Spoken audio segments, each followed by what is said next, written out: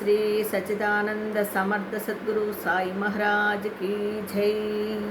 సాయి బిడ్డలందరికీ కూడా సాయినాథుని ఆశీర్వాదాలతో మనము మాతృసాయిని తెలుసుకునే ప్రయత్నం చేస్తున్నామండి. మరి గ్రంథ ప్రయోజనాలను కూడా ఏ విధంగా పారాయణం చేయాలో కూడా తెలుసుకుందాము. సాయి సమర్థనకు ప్రేమగా అనన్య శరణము వేడి భక్తి శ్రద్ధలతో తనువుని మనసుని కూడా మన ధనము కూడా సాయి పాదాల చెంత అంటే చరణాలకి సమర్పించుకోవాలి. అప్పుడే కదండి భక్తి అంటే ఏమిటి అనేది మనకు తెలుస్తుంది. అయితే ఆ సేవలో ఆ జన్మాంతము గడపాలి. అంటే అలాగ సమర్పించేసాము అనేది కాకుండా ఆ జన్మాంతము మనం ఉండే అంతవరకు కూడా బాబా దగ్గర మనము ఈ రకంగా సమర్పించుకుని ఆయన సేవలో గడిపితే చూడండి, సాయి నామము, సాయి మంత్రము, సాయి కృప, సాయి చరణాలలో ప్రచండ శక్తి ఉంటుంది. అంతే కదా, నామం చెప్పుకున్నా ఆయన్ని నిరంతరము ధ్యానిస్తూ ఉన్నా కూడా మనకి అపారమైన శక్తి వస్తుంది. భక్తులను పరీక్షించి వారిని మోక్షద్వారం వరకు తీసుకువెళ్ళే సాయి కరుణ మామూలుగా ఉంటుందండి. గంగాజలము వలె మనోమాలిన్యాన్ని ప్రక్షాళన చేసి, మనలో ఉండే మాలిన్యాన్ని ప్రక్షాళన చేస్తూ నిర్మలత్వాన్ని, స్థిరత్వాన్ని కూడా ఇస్తుందటండి. నిజమే కదా. సాయి చరణ సేవలో వేదశాస్త్ర పురాణ జ్ఞానము కలిగి బ్రహ్మ సత్యం జగన్మిథ్యం అన్న ధ్యానము కలుగుతుందంట మనకి. కాబట్టి భక్తులకు పరమగతి విశ్రాంతి ధామము శ్రీ సాయియే, మన సాయియే. మరి ఇక మాతృసాయి ఈ విషయమునకు వస్తే బాబా ఆశీస్సులతో హేమంత్ పంతుచే రచింపబడిన సాయి సచ్చరిత్ర ఆధారముగా బాబా ఏకాదశ సూత్రాలను కూడా ప్రతిబింబించే 11 అధ్యాయములలో ప్రతి అధ్యాయములో బాబా తత్వము ఒక్కొక్క దానిని ఉదాహరణతో సహా పొందపరచుట జరిగినది. బాబా ఉపదేశములను అనేక ఉదాహరణలతో తెలుసుకోవడము వలన తత్వ మనకి బోధపడుతుంది. దాంట్లో ఒక తత్వం మనకి బోధపడుతుంది. పూర్తిగా అవగాహనకు వచ్చి ఆ భావం మనలో సంపూర్ణంగా జీర్ణమవుతుంది. అంతే కదా, జీర్ణమైపోతుంది. ప్రతి విషయాన్ని కులంకషంగా, క్లుప్తంగా, సరళంగా వివరించడం వలన ఆ విషయంపై మనసు కేంద్రీకరమై బుద్ధిలో నిక్షిప్తమైపోతుంది. అంటే మన బుద్ధిలోనే నిక్షిప్తమైపోతుంది. కాబట్టి ఉపోద్గతముతో సహా మొదటి అధ్యాయమును మొదటి రోజు పారాయణముగా ప్రారంభించి 11 రోజులలో ముగించుట వలన బాబా లీలలు మహత్యములతో కూడిన ఈ పారమార్థిక కథలు తత్వము మనస్సు ఆధ్యాత్మికోన్నతికి తీసుకువెళతాయి. అంతే కదండి. మరి అవతార సమాప్తి తరువాత భగవంతుడు తన స్థలానికి వెళ్ళిపోతాడు. ఎలాగా?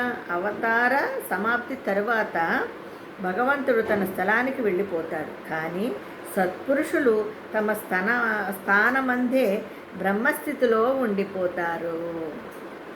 వారికి రాకపోకలు ఉండవు. బాబానే స్వయంగా ఈ విధంగా తాను తన ధామములో చేరిన తరువాత తన గ్రంథమే తన ప్రతిరూపములా నిలిచి భక్తుల బాధలు కర్మలు బాపుతుందని సెలవిచ్చారు. మనకి బాబాగారు కూడా ఈ విధంగా తెలిపారండి. ఏమని? గ్రంథాలని ఇప్పుడు బాబానే స్వయంగా మనకి ఏమని తెలిపాడు? తాను తన ధామములో చేరిన తరువాత తన గ్రంథమే తన ప్రతిరూపంలా నిలిచి బాధలు అంటే భక్తులకు బాధలు కర్మలు బాపుతుందని సెలవిచ్చారు. కాబట్టి బాబా అనుమతి ఆశీర్వాదములతో హేమంత్ పంతు రచించిన గ్రంథము ఆధారముగా రాయబడిన సాయి లీలలు కథలు తెలుసుకుంటే శాంతి కలగడమే కాక కర్మలు తొలగి బుద్ధి ప్రకాశవంతమవుతుంది. సాయి సచ్చరిత్రకు భేదమే లేదు కదా. ఎందుకంటే బాబా స్వయంగా తన కథలు తానే రాసుకుని భక్తులను ఉద్ధరిస్తానని చెప్పారు కదండి మనకి, కదా, హేమంత్ పంత్ గారి ద్వారా మనకి చెప్పారు ఆయన. కాబట్టి బాబాకు మారు రూపమైన బాబా కథా శ్రవణం మననం చేయడం కంటే సాయిని ప్రత్యక్షంగా పూజించినట్లయితే ఎక్కడైతే ఈ గ్రంథం ఉంటుందో అక్కడ బాబా ద్వారకామాయి ధుని అన్నీ నిశ్శబ్దంగా ఉన్నట్లే.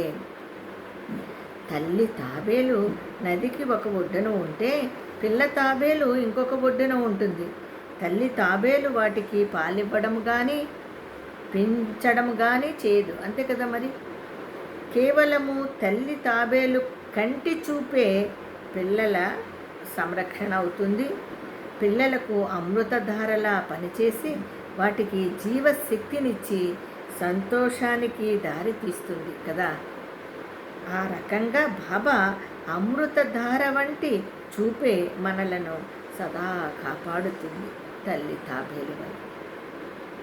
అయితే సాయి మీద మనకు అంత సహజమైన ప్రేమ రావాలంటే, అంత తల్లి ప్రేమని మనం పొందాలంటే మనము బాబాను గురించి వివరంగా తెలుసుకోవాలి. ఆ కథలను లీలలను అర్థం చేసుకొని ఆచరించాలి, అంతే కదండి. ప్రతి ఒక్కరూ ఆ విధంగా ఉంటేనే బాబా తత్వం. ఇప్పుడు చాలామంది చెప్పేస్తున్నాం కానీ వాళ్ళకి అవగాహన లేదు. అనంత సాగరమైన సాయి సమర్థుని చరిత్రలో మనకు అనేక ముత్యాలు రత్నాలు లభిస్తాయి. పిచ్చుకలమైన మనము ఆ సాగరాన్ని ఎంతని తాగగలము కదా. అసలు నిజంగా పిచ్చుకలమైన మనం పిచ్చుకలమే కదండి. పిచ్చుకలమైన మనము ఆ సాగరాన్ని ఎంతని తాగుతాము? అది మహాసముద్రం. అలా తాగి కొద్దీ ఉంటూనే ఉంటుందండి. అదండి బాబా తత్వం అంటే. మరి రేపు మరికొన్ని విషయాలతో మాతృ స్థాయిలోకి వెళదాం. అంతవరకు అందరికీ సాయిరాం.